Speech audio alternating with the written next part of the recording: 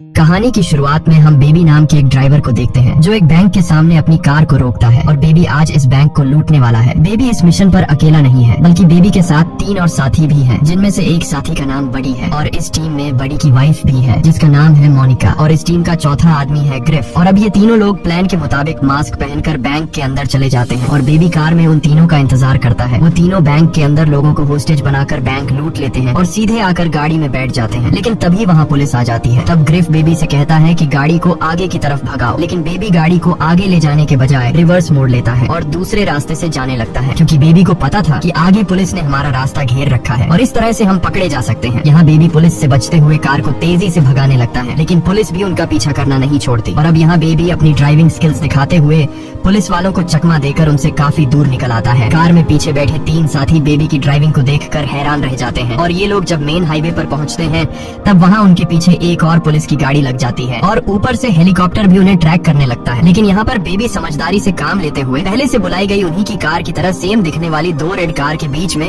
अपनी कार लाकर पुलिस को चकमा देकर निकल जाता है और एक पार्किंग यार्ड में पहुँच जाता है जहाँ ये चारों कार को बदलकर अपने बॉस की जगह पर चले जाते हैं, जहाँ इनका बॉस पहले से ही चारों का इंतजार कर रहा था। असल में इनका बॉस इस पूरे मिशन का मास्टरमाइंड होता है जो शहर के बैंकों को लूटने के लिए प्लानिंग करता है और लोगों को हायर करके उनसे चोरी करवाता है। आज इनका बॉस बहुत ज्यादा खुश होता है क्योंकि इसके लोगों ने बैंक लूट लिया है और बेबी की ड्राइविंग स्किल्स की वजह से इस बार भी पुलिस उन्हें नहीं पकड़ पाई। अब इनका बॉस इन चारों को एक एक करके उनका हिस्सा दे देता है और यहाँ पर एक हिस्सा बेबी को भी मिलता है। लेकिन ये देखकर ग्रिफ को गुस्सा आ जाता है और वो अपने बॉस से कहता है कि आखिर तुम इस ड्राइवर को हिस्सा क्यों दे रहे हो, जबकि पूरा काम हम तीनों ने अकेले किया है और बेबी ने तो सिर्फ गाड़ी चलाई थी। जिस पर उनका बॉस कहता है तुम तीनों बेबी की वजह से ही जिंदा हो, अगर तुम सबको बेबी सही समय पर वहाँ से नहीं निकालता तो पुलिस तुम्हें पकड़कर जेल में डाल देती। ये सुनकर ग्रिफ बॉस के होते हुए बेबी से पैसे तो छीन नहीं सकता था, इसलिए अब वो बेबी को छेड़ने लगता है। वो अपने साथियों से कहता है कि बेबी बहुत ही अजीब है, ये कुछ भी बोलता नहीं है और हर टाइम गाने सुनता रहता है। तभी ग्रिफ बेबी से चश्मे लेकर खुद पहन लेता है। ये देखकर बेबी को गुस्सा तो बहुत आ जाता है, लेकिन वो फजूल में किसी से भिड़ना नहीं चाहता था, इसलिए वो अपनी जेब से दूसरा चश्मा निकाल कर पहन लेता है। कुछ देर बाद सभी लोग वहाँ से जाने लगते हैं। तब बेबी अपने बॉस के साथ जाता है और बेबी का बॉस बेबी से उसके सारे पैसे ले लेता है। यहाँ हमें पता चलता है कि बेबी के ऊपर उसके बॉस का बहुत कर्ज है, इसलिए वो हर काम के बाद बेबी से उसका सारा हिस्सा ले लेता था। यहाँ बॉस बेबी से कहता है कि अब तुम्हें मेरे लिए सिर्फ एक और बड़ी चोरी करनी होगी, जिसके बाद तुम्हारा कर्ज पूरा हो जाएगा। तभी बॉस बेबी को पैसों की एक गड्डी देता है और वहाँ से चला जाता है। इधर बेबी भी अपने घर आ जाता है और उस पैसों की गड्डी को अपने सीक्रेट जगह पर छुपा देता है, जहाँ उसने पहले से और भी पैसे छुपा रखे थे। इसके बाद हमें पता चलता है कि बेबी एक अनाथ है। वो जब बच्चा था तब उसके पेरेंट्स की कार एक्सीडेंट में डेथ हो गई, इसीलिए बेबी ने ब्रैंडन नाम के आदमी को अडॉप्ट किया है। ब्रैंडन एक अपाहिज है और वो सुन नहीं सकता। ब्रैंडन को बेबी अपना पिता मानता है, इसीलिए बेबी हमेशा उसकी देखभाल करता है। यहाँ बेबी के पास हमें टेप रिकॉर्डर दिखाई देता है। असल में बेबी जहाँ भी जाता है तो वो उस जगह लोगों की बातें रिकॉर्ड करता है और घर पर आकर उस रिकॉर्डिंग का म्यूजिक बनाता है। इसीलिए आज बेबी ने अपने बॉस की आवाज रिकॉर्ड की है और बेबी आज अपने बॉस की आवाज पर धुन बनाता है। इसके बाद बेबी एक कैफे में जाता है और बेबी अक्सर इस कैफे में आता रहता है क्योंकि बेबी को इस कैफे में काम करने वाली लड़की पसंद है जिसका नाम डेबरा है, इसलिए वो बार बार इस कैफे में आता है। साथ ही डेबरा को भी बेबी पसंद है क्योंकि जब भी बेबी कैफे में आता है तो वह उसे देखकर बहुत खुश हो जाती है। इस तरह से दिन गुजरते हैं और एक दिन जब बेबी अपने घर में होता है तभी उसे बॉस की कॉल आती है जो बेबी को उसके न्यू मिशन के लिए रेडी होने को कहता है। इसलिए अगले दिन वह अपने बॉस की जगह पर जाता है जहाँ बॉस उसे अपने न्यू ग्रुप से मिलाता है, जिसमें से एक साथी का नाम ब्लैक, दूसरा जेडी और तीसरा एक चाइनीज होता है। और बेबी को अपना अगला मिशन इन तीनों लोगों के साथ करना था। यहाँ ब्लैक और उसके दोनों साथी बेबी के चश्मे और ईयरफोन्स को देखकर उसका काफी मजाक उड़ाते हैं और ब्लैक कहता है कि ये बर्गर बच्चा हमारे साथ टिक नहीं पाएगा। ब्लैक बेबी से पूछता है कि तुम कौन सा सॉन्ग सुन रहे हो, पर बेबी उसे कोई भी जवाब नहीं देता। तभी उनका बॉस इन तीनों क्रिमिनल्स को बताता है कि बेबी को टिनिटस नाम की बीमारी है जिसमें इंसान के कान बजते रहते हैं, इसलिए बेबी हमेशा सॉन्ग सुनता रहता है ताकि उसे वो डरावनी आवाजें न सुनाई देने लगे। ये सुनकर वे तीनों बेबी का मजाक उड़ाना बंद कर देते हैं। इसके बाद बॉस इन चारों को अपने प्लान के बारे में बताता है और वो एक बोर्ड पर पूरा मैप बनाकर इन चारों को प्लान समझा देता है। और यहाँ जब ब्लैक देखता है कि बेबी प्लान सुनने के बजाय टेबल पर उंगलियों की मदद से बीट बजाकर एंजॉय कर रहा है, ये देखकर ब्लैक को काफी गुस्सा आ जाता है और वह बॉस से कहता है कि बेबी ने प्लान नहीं सुना, इसीलिए मैं इस बर्गर बच्चे के साथ चोरी करने नहीं जाऊंगा क्योंकि इसके प्लान न सुनने की वजह से हम सभी पकड़े जा सकते हैं। लेकिन बॉस को पता था कि बेबी चाहे सॉन्ग सुने या एंजॉय करे पर उसका ध्यान हमेशा मेरी तरफ होता है और उसे मेरी कही गई हर बात याद होती है। अब बॉस इन चारों को बेबी का असली चेहरा दिखाने के लिए बेबी से प्लान के बारे में पूछता है। तब बेबी जिस तरह से बॉस ने प्लान समझाया था सेम उसी तरह से इन तीनों को प्लान बता देता है। ये सुनकर ब्लैक और उसके 2 साथी हैरान रह जाते हैं। इसके बाद ये चारों बैंक को लूटने के लिए निकल पड़ते हैं। कुछ देर बाद बेबी इन तीनों को उस बैंक तक पहुंचा देता है जहाँ पर उन्हें चोरी करनी है। यहाँ ब्लैक अपने 2 साथियों के साथ बैंक के अंदर जाता है और बड़ी ही आसानी से ये लोग बैंक को लूट कर बाहर आ जाते हैं, मगर ब्लैक बेवजह एक सिक्योरिटी गार्ड को मार देता है। ये देखकर बेबी को बहुत बुरा लगता है और बेबी को समझ आ जाता है कि ब्लैक बहुत ही घटिया इंसान है जो किसी को भी बेवजह मार सकता है। अब ये लोग जैसे ही निकलने वाले होते हैं तो एक अनजान आदमी जिसे पता चल जाता है कि इन लोगों ने बैंक लूटा है, वो इन पर फायरिंग करना शुरू कर देता है, जिससे बेबी जल्दी से अपनी कार को भगाने लगता है। पर वह अनजान आदमी भी उनका पीछा नहीं छोड़ता, इसलिए ब्लैक उस आदमी को शूट करने ही वाला होता है कि बेबी अपनी गाड़ी को रोड से उतार कर दूसरे रोड पर ले जाता है और उस आदमी की जान बचा लेता है, क्योंकि बेबी नहीं चाहता था कि ब्लैक उस आदमी को जान से मार डाले। अब यहाँ पुलिस भी उनके पीछे लग जाती है, इसलिए बेबी गाड़ी को तेजी से भगाता है। कुछ दूर आगे आने के बाद ये लोग ट्रैफिक में फंस जाते हैं। अब ये लोग जल्दी से अपनी गाड़ी से उतरते हैं और आगे जाकर एक औरत से कार छीनकर जैसे तैसे उस जगह से निकल जाते हैं और सीधे कार पार्किंग एरिया में पहुंच जाते हैं, जहां ये चारों 2-2 साथी बनकर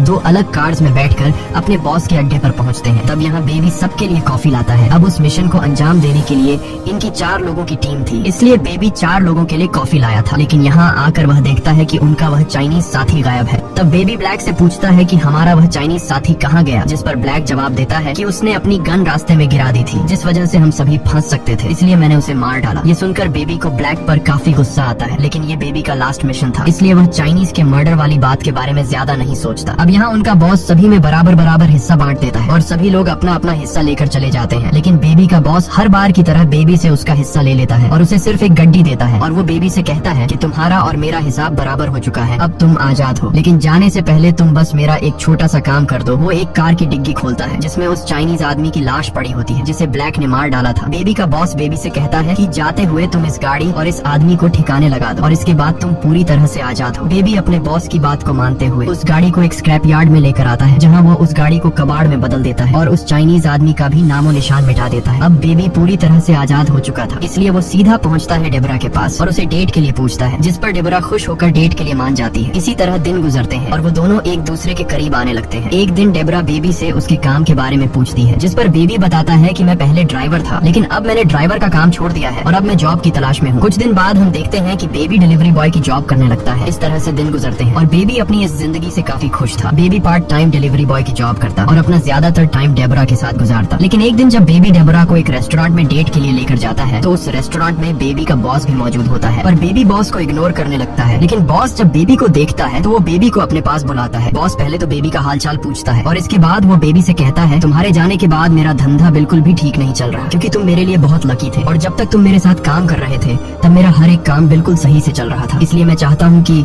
तुम फिर से मेरे साथ काम करने लगो। लेकिन बेबी बॉस के साथ काम करने से मना कर देता है, जिस पर बॉस कहता है कि मुझे पता है कि तुम्हारे पास पैसे नहीं है और तुम डिलीवरी बॉय का काम कर रहे हो, अगर तुमने मेरे साथ काम किया तो तुम कुछ ही दिनों में बहुत सारे पैसे कमा लोगे। बॉस बेबी को बहकाने की कोशिश करता है और कहता है कि अब तो तुमने मेरा कर्ज भी चुका दिया है, इसलिए मैं अब तुम्हारे हिस्से से कोई भी पैसे नहीं लूंगा। साथ ही जब भी तुम मेरा काम छोड़ना चाहो तो तुम छोड़ सकते हो, लेकिन अभी के लिए तुम्हें मेरे साथ काम करना होगा। पर बेबी अपनी इस जिंदगी से खुश था और वो दोबारा क्राइम की दुनिया में कदम नहीं रखना चाहता था, इसलिए वो साफ साफ मना कर देता है। ये सुनकर बॉस बहुत गुस्सा हो जाता है और कहता है कि अब तक मैं तुम्हें प्यार से समझा रहा था, लेकिन अगर तुमने मेरी बात नहीं मानी तो मुझे पता है कि तुम डेबरा से प्यार करते हो, इसलिए मैं डेबरा को मार दूंगा और तुम्हें पता है कि मैं क्या क्या नहीं कर सकता। ये सुनकर बेबी डर जाता है और काम करने के लिए मान जाता है। अगले दिन बॉस बेबी को एक पोस्ट ऑफिस ले जाता है और उसे अपने भतीजे के साथ पोस्ट ऑफिस में जाने के लिए कहता है। असल में बेबी का बॉस अगला टारगेट यही पोस्ट ऑफिस था और वो चाहता था कि बेबी पोस्ट ऑफिस में जाकर वहाँ की हर एक चीज को ध्यान से देखे और पता लगा सके कि ऑफिस में कितने गार्ड्स हैं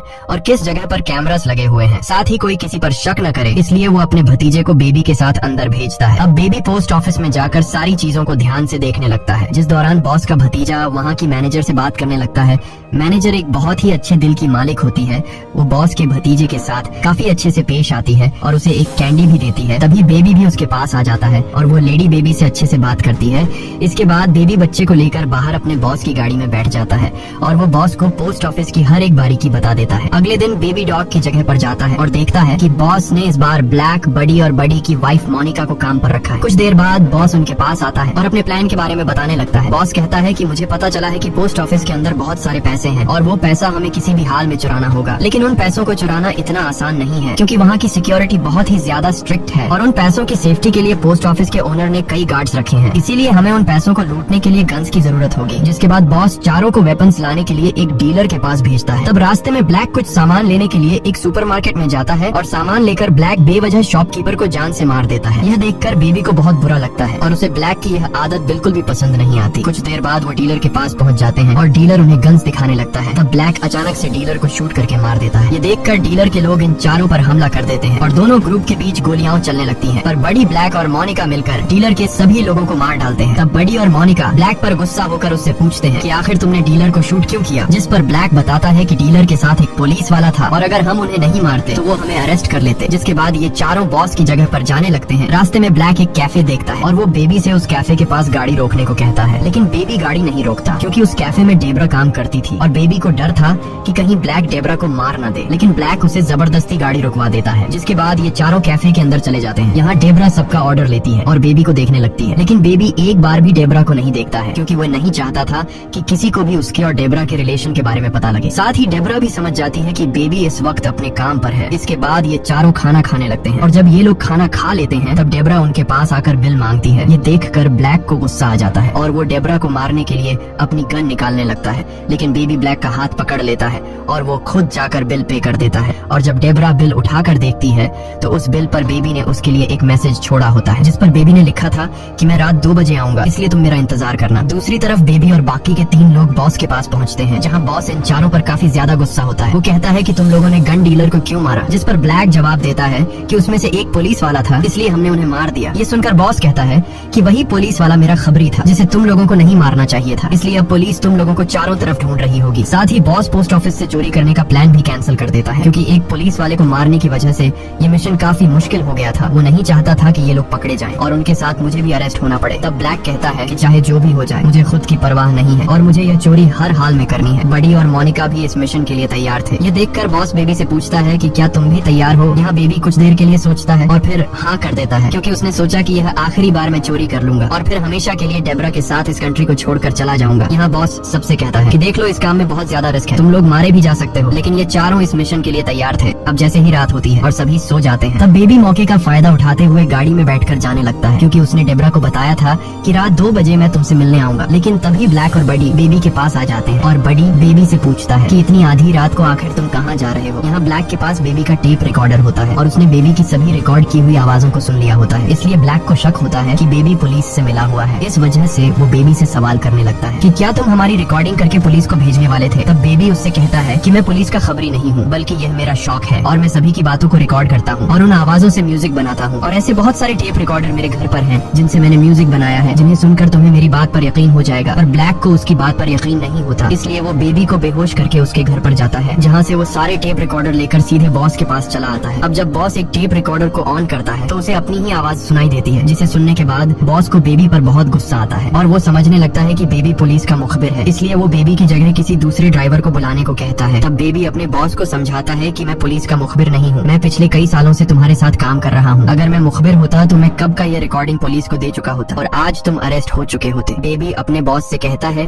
कि तुमने सिर्फ रिकॉर्डिंग सुनी है, लेकिन तुमने उस रिकॉर्डिंग का म्यूजिक नहीं सुना। तब बेबी अपने बॉस को उसकी रिकॉर्डिंग के साथ मिक्स की गई धुन सुनने के लिए कहता है और जब बॉस उस टेप रिकॉर्डर को ऑन करके सुनता है तो बेबी ने अपने बॉस की रिकॉर्डिंग से एक सॉन्ग बना लिया होता है। ये सुनकर बॉस का शक बेबी से खत्म हो जाता है और वह उसे दोबारा काम पर रख लेता है। अगले दिन बेबी उन तीनों को पोस्ट ऑफिस ले जाता है और तीनों जल्दी से पोस्ट ऑफिस के अंदर चोरी करने के लिए चले जाते हैं। तब बेबी उन तीनों का बाहर अपनी कार में इंतजार कर रहा होता है। उसी दौरान बेबी उस पोस्ट ऑफिस की मैनेजर को देखता है जिसने एक बार बेबी से बहुत अच्छे से बात की थी और उसने बॉस के भतीजे को कैंडी भी दी थी। यहाँ बेबी उस लेडी को इशारा करता है कि वो पोस्ट ऑफिस में न जाए क्योंकि अंदर खतरा है। वो लेडी समझ जाती है और वहाँ से चली जाती है। कुछ देर बाद वो लेडी वहाँ एक पुलिस ऑफिसर को बुला लेती है। तभी बड़ी, मोनिका और ब्लैक चोरी करके बाहर आ जाते हैं और ब्लैक उस ऑफिसर को शूट करके मार देता है, जिसके बाद वो कार में बैठ जाते हैं और बेबी को यहाँ से जल्दी भागने को कहते हैं। लेकिन बेबी उसकी कोई बात नहीं सुनता क्योंकि ब्लैक एक बहुत ही घटिया इंसान था जो बेवजह किसी को भी मार देता था और आज उसे सबक सिखाने का दिन आ गया था। अब यहाँ ब्लैक बेबी से कहता है कि जल्दी से यहाँ से कार भगाओ, लेकिन बेबी उसकी बात मानने से इनकार कर देता है। ये देखकर ब्लैक को गुस्सा आ जाता है और वो बेबी के मुंह पर बंदूक दे मारता है और अब बेबी भी खुद पर कंट्रोल खो देता है। वह कार को फुल स्पीड से भगाकर सामने के ट्रक से टकरा देता है जिसमें सरिये रखे हुए थे और वे सरिये ब्लैक के बॉडी के आर पार हो जाते हैं, जिससे ब्लैक की डेथ हो जाती है। असल में बेबी का प्लान था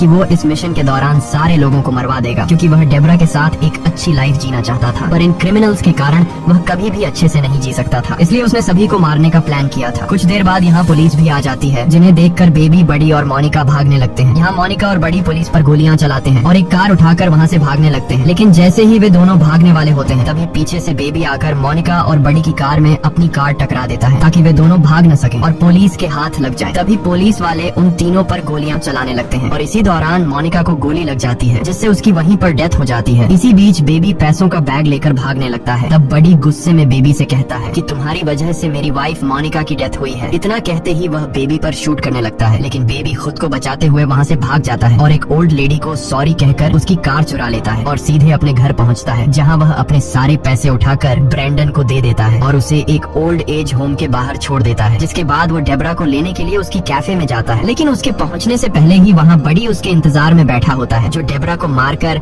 बेबी से मोनिका की डेथ का बदला लेना चाहता है। अब यहाँ बेबी बड़ी को बातों में उलझा देता है और बातों ही बातों में बेबी अपना गन निकाल कर बड़ी को शूट कर देता है, जिससे बड़ी घायल हो जाता है। इसके बाद बेबी और डेबरा दो लड़कों को गन दिखाकर उनकी कार चोरी कर लेते हैं और सीधे बॉस की जगह पर चले जाते हैं, जहाँ बेबी बॉस से अपने सारे कैसेट्स मांगता है, क्योंकि उन कैसेट्स में बेबी के अच्छे पलों की यादें थी। लेकिन बॉस बेबी पर गुस्सा करता है और कहता है कि मैं तुम्हें कुछ भी नहीं दूंगा, क्योंकि तुमने सब कुछ खराब कर दिया है। लेकिन बेबी बार बार अपने बॉस से कैसेट्स मांगने की रिक्वेस्ट करता है और कुछ देर बाद डेबरा भी वहाँ आ जाती है, जिसे देखकर बॉस समझ जाता है कि बेबी अपनी जिंदगी की नई शुरुआत करने वाला है। इसलिए वो बेबी को सारे कैसेट्स दे देता है और साथ में वो बेबी को पैसों से भरा हुआ बैग देकर कहता है कि तुम्हें इस कंट्री को छोड़ना होगा एक अच्छी लाइफ की शुरुआत के लिए, क्योंकि अगर तुम यहाँ रहोगे तो पुलिस तुम्हें पकड़ लेगी और फिर तुम्हें जेल की सलाखों के पीछे रहना पड़ेगा। इसके बाद ये तीनों लिफ्ट से नीचे आते हैं और जैसे ही लिफ्ट का दरवाजा खुलता है तो सामने तीन लोग गन लेकर खड़े होते हैं। असल में ये तीन आदमी उस गन डीलर की टीम में थे जिसे ब्लैक ने मार दिया था और अब ये तीनों अपने बॉस का बदला लेने के लिए उन पर गोलियां चलाना शुरू कर देते हैं। तब बॉस बेबी और डेबरा को भागने को कहता है और अकेले ही उन तीनों लोगों से लड़ने लगता है। इसी बीच बड़ी पुलिस की कार लेकर वहाँ आ जाता है और वो गुस्से में अपने बॉस को ही मार देता है, जिसके बाद वो बेबी के पीछे पड़ जाता है। तब बेबी एक कार से बड़ी की कार को जोर से टक्कर मारता है, जिससे बड़ी की कार बिल्डिंग से नीचे गिर जाती है, लेकिन बड़ी कार के गिरने से पहले ही उससे उतर जाता है और बेबी पर गन पॉइंट करके उसके कानों के पास गोली चलाने लगता है, जिससे बेबी नीचे गिर जाता है और उसके कानों में बहुत दर्द होने लगता है, क्योंकि बड़ी को पता था कि बेबी को टिनेटिस नाम की बीमारी है और अब कान के पास गोली चलने की वजह से बेबी को तेज तकलीफ होने लगती है। अब जैसे ही बड़ी बेबी को मारने वाला होता है तभी पीछे से डेबरा एक रॉड से बड़ी के हाथ पर हमला कर देती है, जिससे बड़ी के हाथ से गन गिर जाता है, लेकिन तभी बड़ी डेबरा को पकड़ लेता है और उसका गला दबाकर उसे मारने लगता है। पर तभी बेबी बड़ी की गन उठा लेता है और बड़ी के पैर में शूट कर देता है, जिससे बड़ी अपना बैलेंस खो देता है और बिल्डिंग से नीचे गिरकर मर जाता है। इस दौरान बेबी काफी ज्यादा घायल हो चुका होता है, जिस वजह से वो बेहोश हो जाता है और अब डेबरा बेबी को बेहोशी की हालत में कार में बैठाकर